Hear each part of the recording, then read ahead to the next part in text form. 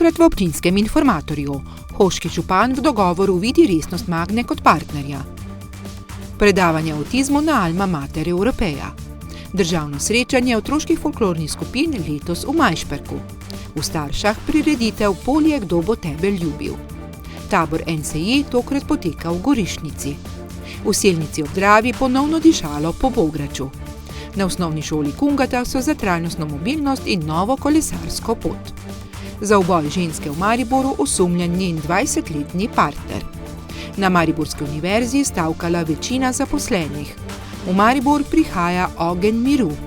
Lepo pozdravljeni. Gospodarsko ministrstvo je včeraj zagotovilo, da so s kanadsko-avstrijskim avtomobilskim proizvajalcem Magna dogovorili za vračilo državne subvencije za lakirnico v Hočah.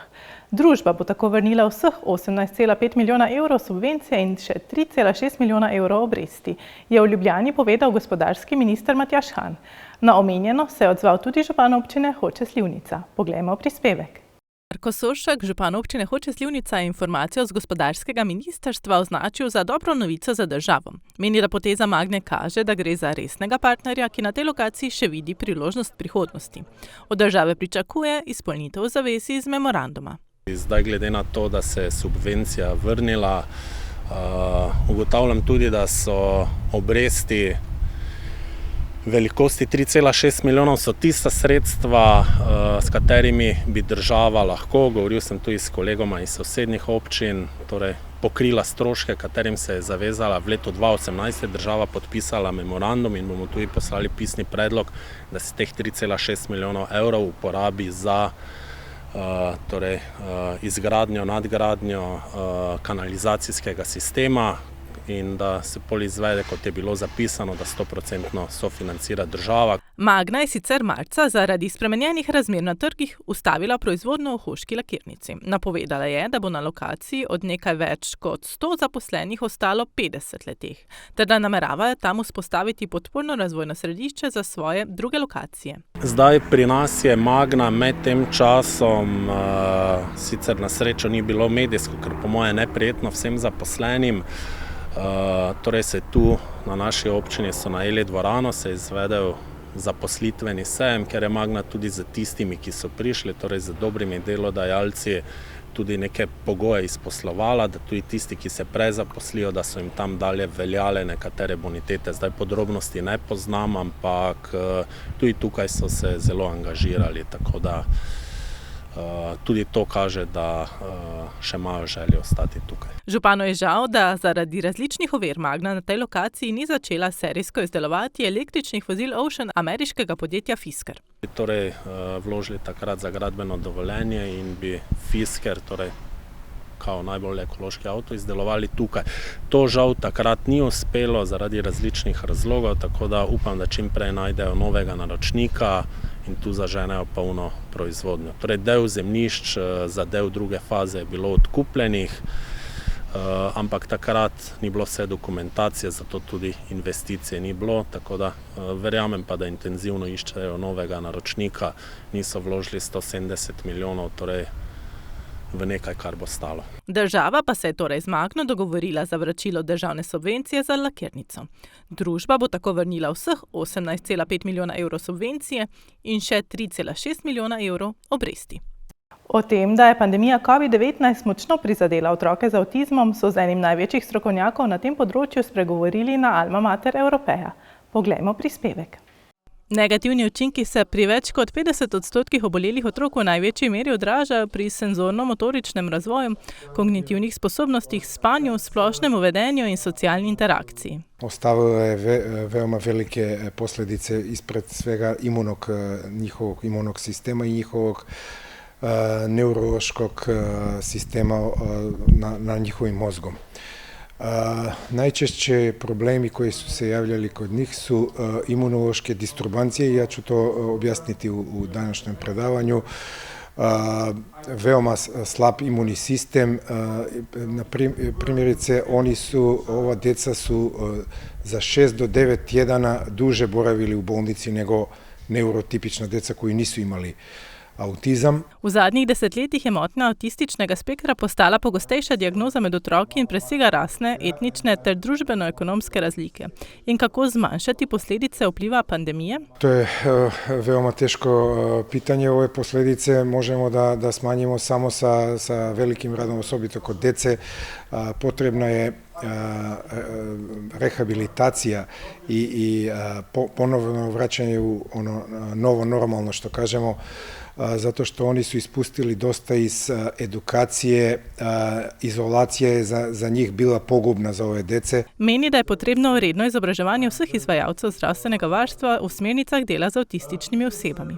Študij avtizma ima posebne specifike. Ja moram pohvaliti Alma Mater Europeja zato što je jedini univerzitet koji ima specijalni program za postdiplomski studij za drugi ciklus. To su predmeti koji se ne izučavaju na druge univerzitete u bivšoj Jugoslaviji. Vladimir Trajkovski je tudi predsednik in eden od ustanoviteljev Makedonskega znanstvenega društva za avtizem. V Kulturno-poslovnem centru Majšperk se je odvilo državno srečanje otroških folklornih skupin Ringaraja. Nastopilo je 8 najboljših skupin iz cele države. Najboljši plesalci folklore, kar 8 skupin, so pred dnevi nastopili v Majšperku na državnem srečanju Ringaraja. In kdo so tisti najboljši? Imamo folklorno skupino Dobro polje, imamo folklorno skupino Kres iz Novega mesta, folklorna skupina Šlekapac, folklorna skupina Študent Maribor, folklorna skupina Vrtca Ruše, folklorna skupina Podkuca iz Gorenjske, pa folklorna skupina Krog. Selektorja priznata, da je izredno lepo videti nastopati že tako mlade. Se veselimo, da so otroci že tako mladi pri folklori, da jih vzgajamo v tej tradiciji, da jih veselijo vaje in nastopi, pa da z veseljem hodijo k tej dejavnosti. Fino, ker lahko otroci stopijo na oder, pokažejo svoje sposobnosti, pa ne samo sposobnosti, ampak tudi kolektivnega dela, ki so ga sposobni pripraviti skozi tekom vaj in potem prikazati na odru in združiti tako glasbo kot ples, se pravi šport, umetnost, in to je neka taka dodana vrednost. Nastopajoči so že komaj čakali, da stopijo na oder. Zakaj pa plešete folkloro? Ker mi je všeč glasba. Fajn družba. Ples in pa družba. Da imamo družbo in prijatelje. Plešem že od vrteca, pa nekako me to veseli, pa zabavno navaja. Pa to pač plešete skupaj z prijatelji, se pravi se družite tudi za folklore? Ja, s prijatelji pa sošolci. Ker me to veseli. Pa so tudi že tvoji starši mogoče plesali? Ja. Zakaj pa ti pleše folkloro? Mene tudi veseli, pa pač všeč mi je plesanje. Vodje skupin priznajo, da je za njimi veliko dela, a ko v tem uživaš, ni težko. Danes bomo predstavili ples Ljubice 3. Fantje iščejo ljubice in prepričani, da jih imajo veliko. Vmes jim ljubice pobegnejo in od žalosti zapojejo. Imamo gočevski sestav z harmoniko, z violino, imamo še kontrabas in tako da kar pestra zasedba, taka glasbena je zraven. Dejansko otroci prikazujejo preko plesa, iger in pesmi obmejno območje prek Murja, preko že gremo malo na Hrvaško, ne? Tako da tudi tako bo kostumska podoba, ne? Želimo našim ljudem pokazati, da so nekoč kultura ni poznala mej in dejansko se je kultura mešala med eno stranjo in drugo stranjo. Veseljem do folklore, ker sem sama folkloristka bila od vrtca naprej. In držijo in spodbujajo me seveda otroci, ki radi prihajajo na vaje, še rajši na nastope. Povedali so nam, da se otroci skozi folkloro veliko naučijo o naši kulturni dediščini. Pojasnili so nam, kaj ocenjujejo. Ocenjujemo samo tehniko, drugače pa tudi samo prezenco na odru, kako so otroci izrazni, a se znajo pač lepo prikazati publiki. Gre za eno tako čist specifično vlogo glasbe. Namreč glasbeniki so kar naenkrat v vlogi spremljevalcev, se pravi dajejo ritem plesalcem, dajejo občutke, interpretacijo. Hkrati pa plesalci se velikokrat pokažejo tudi v vlogi pevcev in vse te vidike potem jaz majčkeno bolj našpičim ušesa in malo bolj prisluhnem. Otroške skupine so se izvrstno odrezale in tudi bučnega aplavza iz polne dvorane ni primanjkovalo.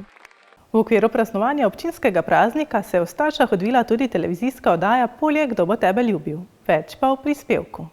V večnamenski dvorani Starše se je minuli vikend odvila tradicionalna televizijska oddaja Polje, kdo bo tebe ljubil. Tam meni dosti, pa tudi pevcem tudi pomeni, to je prireditev, ki ima svojo dušo, ki se je prijela, in Jože Ekert, ki je moj dolgoletni prijatelj, se že dolgo poznava, dela tako, kot je treba delati na takem področju, pa tudi širšem področju, kjer bi tudi mestni okoliš marsikaj imel, če bi to imel.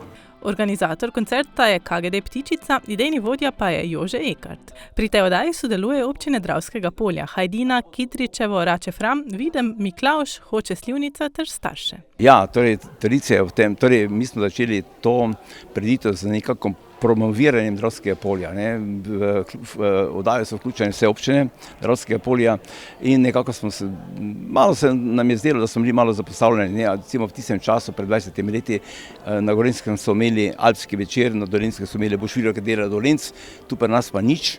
In sem potem to nekako si priboril na televiziji, kajti prvih 12 let smo delali z nacionalno televizijo, zdaj pa delamo bolj v svoji režiji. Občina Starše je tudi gostitelj in pokrovitelj oddaje, ki poteka v okviru 26. občinskega praznika. Ja, mislim, da sem tretjič tukaj na te oddaje, v tej dvorani dvakrat, pa me sedi, da smo enkrat bili v Pamu, v Kidričevem. Tako da ja, da z njim veliko sodelujemo tudi za televizijo, za ptujsko televizijo in seveda večkrat kakšne skeče skupaj naštudiramo in seveda pripovedujemo razne zgodbe za TV. Nastopajoče veselim, da se je oddaja tako dobro prijela in vsak, ki nastopi, si to šteje v čast. Nastopala bom pesem, oziroma pela Čez zelene trate. Z spremljavo, brez spremljave? Spremljavo. Spremljava pa še ima po moje oče. Organizator se vsako leto spomni kaj novega in ustvarjanje mu je v veselje, sploh ko vidi nasmejane obiskovalce. In vsako leto smo imeli tudi neko rdečo nit, tako da smo imeli od poroke, od kruha od zrna do kruha, izbirali smo ansamble, torej bile so nore ideje, tako da vedno je bil neka rdeča nit. Drugo leto imeli smo tudi eno oddajo, kjer smo imeli vsake sosednje države goste. Tako da smo imeli madžarščino, hrvaščino, italijanščino, avstrijce. V glavnem zanimivo, vedno je bilo pač nekaj ideja. Letos so se poleg gostujočih nastopajočih predstavljali tudi ansambli in društva iz sodelujočih občin. Meni se zdi, da moj deda naredil pač super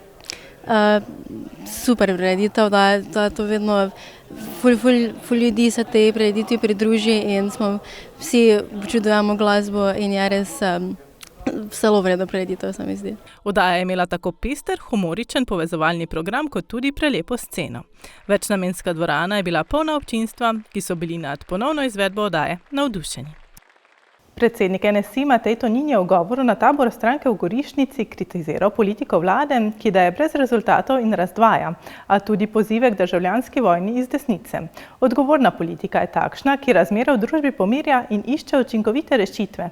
Ko bodo ljudje to prepoznali, bo NSI edina logična izbira, je prepričan. Člani in simpatizerji NSI so se minuli vikend zbrali na tradicionalnem taboru stranke, ki je letos potekal v Gorišnici. Manjkala ni niti nekdanja predsednica. Tabor je vedno tak prijazen dogodek, srečanje z našim članstvom v širšem pomenu besede, tudi zabava. Hkrati pa pozdravimo vsi tisti, ki imamo neke funkcije v stranki, pozdravimo naše ljudi, z njimi malo poklepetamo. Vsak ima tudi možnost, da se z nami pobliže sreča. Hkrati pa seveda tudi damo neke politične smernice oziroma to, kar pač trenutno je aktualno. Tabor se je odvil v občini, kjer je vodenje na zadnjih volitvah prevzel Borut Kolar. Ja, za občino Gorišnica ta tabor pomeni, bi rekel, da veliko, zato ker prišlo je približno 2000 ljudi v občino, to se ne zgodi vsak dan, to je idealna priložnost za promocijo društev, klubov, vseh lokalnih ponudnikov, ne nazadnje vseh naših znamenitosti, s tem lahko tudi v bistvu ta naš bivši Dominkovo domačijo, to najstarejšo Panonsko hišo še bolj izpostavimo in dogajanje, ne samo dogajanje. Jaz sem mnenja, da v naši občini moramo delati fejst na dogajanju, dogodkih v sami vasi oziroma občini in je to idealna priložnost. Jaz sem vesel, da so v bistvu prišli. Jaz sem se tako odzval, povabilo, sprejel seveda ponudbo z veseljem. Kolar je eden izmed 17 županov in županij stranke NSI. Hkrati so na minulih volitvah osvojili 291 občinskih svetnikov. Na volitvah državni svet je stranka prvič dobila 2 državna svetnika.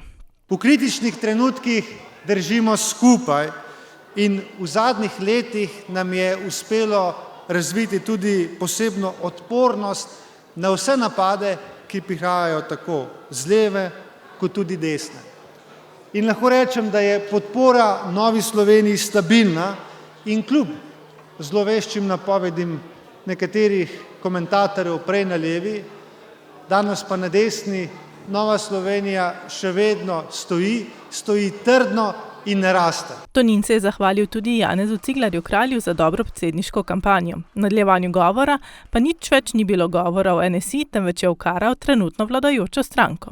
Sam priznam, da ne znam povedati 3 stvari, 3 rezultate v dobrem smislu, ki bi jih naredila vlada Roberta Goloba. In najverjetneje o njihovih rezultatih največ povedo vaše denarnice. Vprašajte se, če imate danes več, kot ste imeli pred enim letom. Robert Golob nam je obljubljal ples, a zdi se, da je orkester že davno nehal igrati. Golobova vlada dviguje davke, povečuje birokratske ovire, z nesmisli, kot so obvezno štempljanje, obvezno tiskanje računov, dela dodatne birokratske prepreke. Govor je sklenil z mislijo, da Slovenija nujno potrebuje uravnoteženo desno-sredinsko vlado. Prepričan je, da prihaja čas, ko bodo ljudje v politiki iskali glas razuma, učinkovite rešitve ter ljudi, ki združujejo in ne delijo. Takrat bo NSI edina logična izbira, meni predsednik Tonin. Bogračijada je sestavni del programa občinskega praznika občina Selnica ob Dravi že od leta 2011. Tudi letos so se ponovno zbrali, kot že tradicionalno, pred občino Selnica ob Dravi. Več o prispevku. Von po Bograču je tudi mimoidoče vabil pred občino Selnica ob Dravi, kjer se je znova odvila selniška Bogračijada. Preverili smo, kako poteka kuhanje. Vzdušje pri nas je fenomenalno. Dejansko zbrali smo se stare ekipe, ki pa imamo med sabo neporavnane račune glede kuhanja bograča. Tako da na koncu to je ena vrsta mesarskega klanja, ne pa bogračijada, ampak mislim pa, da se imamo zelo fajn. Z mešanjem kotlov so začeli ob 12. uri. Krasno, danes smo 4 v ekipi, imamo namreč novega pripravnika, drugače smo 2-kratni prvaki v tej disciplini. Recepto od lani večina ni prilagajala. Bograč se ve, je mačarska jed, ki pač ima svojo dušo, s katero moraš živeti in s katero moraš tudi kuhati. Tako da bograču je tisto, kar pač mora biti, ampak seveda pa polno ljubezni. Malo daš popera noter, malo mesa, malo krompira. Meso je že kuhano, verjetno, ne? Ampak bo, mehkejše, ko je boljše, eno. Nekateri pa so bogračijado vzeli kot popravni izpit. Ja, lahko bi se pohvalil, da 1 leto bi zmagali, čas ne bi čilja, nutnačkal, tada, bom rekel, po mojem okusu, ne.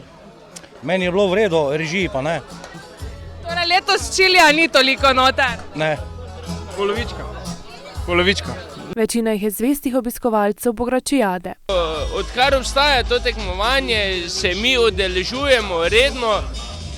Mogoče kdaj bila malo drugačna ekipa, ampak recept je pa vedno isti, ker je vedno bil dokaj uspešen. Pravljali se ekstra nismo, mi smo že tu par let hodimo sem ta bograč kuhati.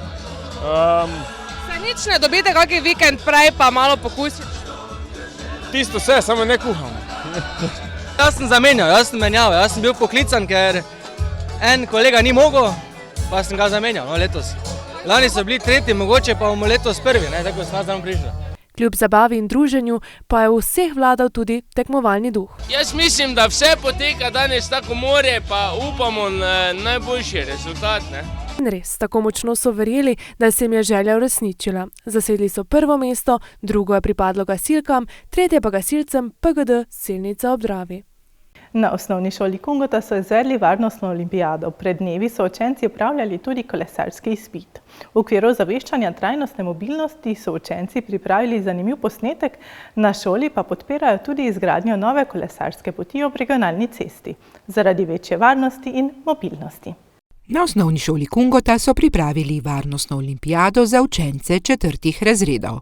Tekmovali so učenci občin Kungota, Pesnica, Šentilj, Lenart, tako da smo imeli 25 prijavljenih ekip na regijskem tekmovanju. Z veseljem smo to olimpijado gostili iz več razlogov. Tukaj ne gre samo za varnost v cestnem prometu, ampak varnost v najširšem smislu te besede, tudi internetna varnost. Z veseljem sporočam, da ste se, dve naši ekipi uvrstili tudi na državnem, ki je bilo 25. avgusta in na državnem osvojili 4. in 8. mesto. Na šoli kot del izobraževalnega procesa pripravljajo tudi upravljanje kolesarskega izpita, ki ga morajo narediti do 5. razreda. Mi smo ta teoretični in praktični del opravili v prejšnjih dnevih na podružnici v Svečini in v Spodnji Kungoti, danes pa so ga opravili tudi učenci v Zgornji Kungoti. Ob tem pa je ravnateljica pohvalila tiste, ki jim to omogočajo. So nam v veliko pomoč, nam je tudi svet za preventivo v cestnem prometu pri občini Kungota, ki vsako leto našim učencem podari varnostne čelade, poskrbi za to, da so tudi gradiva na to temo otrokom dostopna, govorim o internetnih in fizičnih gradivih, jih pri tem tudi obišče, skratka, tukaj se mi zdi, da pač cela skupnost na nek način skrbi za to, da bi otroci varno kolesarili, pa seveda bili tudi ustrezno podkrepljeni z znanjem, ki je tukaj potrebno. Velik poudarek pa imajo pri ozaveščanju o trajnostni mobilnosti. Na šoli so učenci pripravili tudi poseben posnetek. Bodi trajnostno mobilen, bodi ekoproduktiven. Veli šolo, vse s kolesom, skejtaj, rolaj, lafa, bajka, ja, ej. Prra. V tem obdobju, ko so otroci res v intenzivnem razvoju, je zelo, zelo pomembno, da so pač vse oblike premikanja, naravne oblike premikanja prisotne v njihovem življenju, ker jih ne samo, da krepi njihovo fizično, mentalno zdravje, ampak jih na nek način tudi dela vedno bolj samostojne. Vsekakor pa podpirajo tudi izgradnjo kolesarske poti po občini. Zato smo res zelo, zelo veseli, da se ta kolesarka gradi, ker to za naše otroke pomeni mnogo bolj varen prihod v šolo in iz šole, istočasno spodbuja kolesarjenje kot način prevoza. In kot nam je rekla na koncu, mogoče se bo tudi zaradi tega razvil kak nov kolesarski as v Kungoti. Maribor je minuli vikend pretresla tragedija. 20-letnik je osumljen uboja 27-letne ženske, ki naj bi bila njegova partnerka. Policisti so za nasilno smrt 27-letne državljanke Srbije ovadili njenega 20-letnega partnerja. Policija ga je v preteklosti že obravnavala zaradi prekrška in kaznivih dejanj z elementi nasilja. 25. maja pozno zvečer v tem stanovanju hudo skregala in da je osumljeni pri tem oškodovanko večkrat silovito udaril v glavo, potem pa jo je zadavil. Še isti večer je po telefonu poklical svojo mamo in jo seznanil s tem, da je se sprl in stepel svojo partnerko. Že naslednje jutro, 26. maja, pa je mami v ponovnem klicu zatrdil, da je z oškodovanko vse v redu in da bo o tem obvestil njene sorodnike. A potem je samo okoli pol dneva zaradi poškodbe roke in noge odšel po zdravniško pomoč, kjer je zatrdil, da se je med sporom s partnerko udaril v rob postelje in se okoli 16. ure vrnil v stanovanje. Kjer je bil praktično do ure oziroma dneva prijetja. V nadaljevanju je okoli 11. ure, torej 27. maja, oškodovankina mama jo klicala, vendar se na njune klice ni odzval. Šele ob 13:30 jo je poklical nazaj in je zatrjeval, da je njena hčera spi, da je poškodovana, ker sta se pač stepla. Posledično je mama poklicala svojo drugo hčero, ki je z njenim prijateljem pa po predhodnem telefonskem pogovoru s tem osumljenim odšla na kraj prav tako pa sta obvestila regijski center za obveščanje, ta pa dispečerski center v zdravstvu. Pri sodni obdukciji so ugotovili očitne znake davljenja in hude poškodbe glave. Patolog je ocenil, da je žrtev umrla v noči iz četrtka na petek. Osumljenega smo v preteklosti že večkrat obravnavali za prekrške in kazniva dejanja z elementi nasilja. Tako so policisti v decembru 2021 zoper njega podali kazensko ovadbo zaradi utemeljenega suma storitve kaznivega dejanja nasilja v družini in kaznivega dejanja lahke telesne poškodbe na škodo njegove mame. Prav tako je bil v avgustu 2022 obravnavan zaradi kršitve zakona o varstvu javnega reda in miru, ker je prav tako v centru mesta brez povoda udaril tujega turista. 20-letniku očitajo kaznivo dejanje uboja. Pisani primer je letošnji prvi na območju naše policijske uprave, tako da kazen, ki je predpisana za to kaznivo dejanje uboja, pa je v razponu od 5 do 15 let. Osumljenega so v ponedeljek prevedli k dežurnemu preiskovalnemu sodniku Okrožnega sodišča v Mariboru, ki je zanj odredil pripor. Na Mariborski univerzi je včeraj stavkala večina zaposlenih na fakultetah, v knjižnici, študentskih domovih in rektoratu. Izjemoma so izvedli le nekatere izpite in klinične vaje, ki jih ni bilo mogoče odpovedati. Je bo v stavki Visokošolskega sindikata Slovenije na vseh 3 javnih univerzah v Sloveniji povedal predsednik sindikata v Mariboru. Poglejmo prispevek. Ta teden so na visokošolskih zavodih univerz izvedli enodnevno stavko. Zato, ker imamo dovolj ignorance vlade, zato, ker imamo dovolj dejstva, da ob tem, da smo celo na referendumu izglasovali svoje posebno ministrstvo za visoko šolstvo, zdaj pravzaprav naš položaj še slabši ali pa lahko rečemo, imamo občutek, da ministra pravzaprav ni. 9. marca lani so izvedli prvo samostojno stavko v visokem šolstvu. Potem so potekala pogajanja in v tem procesu smo doživljali predvsem neresnost, izmikanje, požrte obljube in tako nam pač žal ni preostalo drugega, kot da smo se torej na današnji dan odločili za nadaljevanje stavke. Njihova glavna zahteva je povezana z vsemi poklicnimi skupinami na ustanovah, kjer delajo. Naša prva zahteva stavkovna je usklajevanje vrednosti plačnih razredov z inflacijo, kar lahko tudi kot državljani vsak dan vedno znova, ko gremo v trgovino in plačujemo položnice, občutimo. Druga naša temeljna ali pa povzeto stavkovna zahteva je odprava anomalij in krivic, ki smo jih bili zaposleni v visokem šolstvu dolga leta v bistvu deležni in za katere še vedno na vladni strani ni posluha, da bi jih popravili. Predsednik sindikata je naredil primerjavo med plačami zdravnikov in visokošolskih učiteljev. Želeli so delovno mesto docenta uvrstiti v 51. plačni razred, to pomeni plačni razred, ki ga dosega 2,4% zdravnikov specialistov, kar se mi zdi skrajno nespodobno, glede na to, da naši profesori na medicinski fakulteti učijo zdravnike, ki jih rabijo, zdravniki, da se lahko kasneje v svojem poklicu udejstvujejo, potem pa so bistveno slabše plačani kot njihovi učenci. Dejal je še, da vlada pripravlja novo plačno lestvico, s predlogom pa niso zadovoljni. In to je razlog, da moramo stavkati. Naša ideja je, da bi to orientacijsko delovno mesto docenta vezali na čisto vse plačne razrede, ki v visokem šolstvu se pojavljajo. Skupina J, skupina H, skupina D, se pravi vsi, brez katerih univerza ne bi mogla obstajati.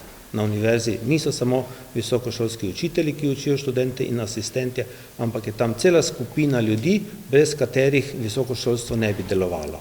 Referati za študijske zadeve, knjižnice, tajništva, računovodstva, raziskovalci in vsi drugi. Da prihaja do prehitevanja plačnih razredov na drugih ustanovah, je opozoril tudi podpredsednik sindikata.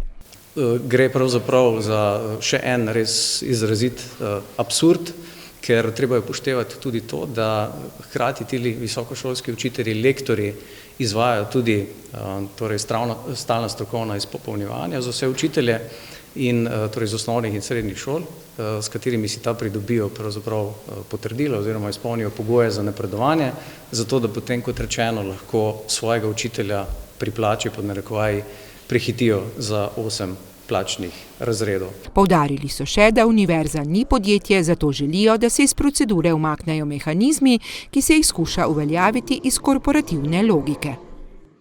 V Maribor prihaja ogenj miru, ki ga bo iz Rima prinesla ekipa Olimpijskega festivala Evropske mladine.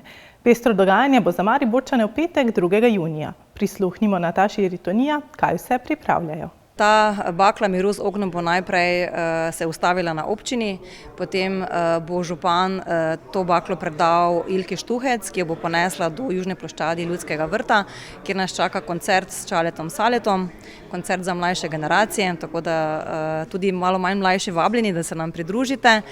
Sicer pa bo tudi priložnost za vsakega Mariborčana v soboto 3. junija v okviru športnega vikenda, da se nam pridruži in za nekaj korakov ponese baklo proti vrhu Pohorja. Tako da tukaj bomo zelo odprti, vsak, ki bo želel, bo lahko tukaj sodeloval. Toliko za nocoj oddaje Občinski informator. Poglejmo še, kaj se te dni dogaja v naših krajih. V četrtek 1. junija s pričetkom ob 18. uri bo v Mariboru druga izvedba žametne večerje med vinogradi.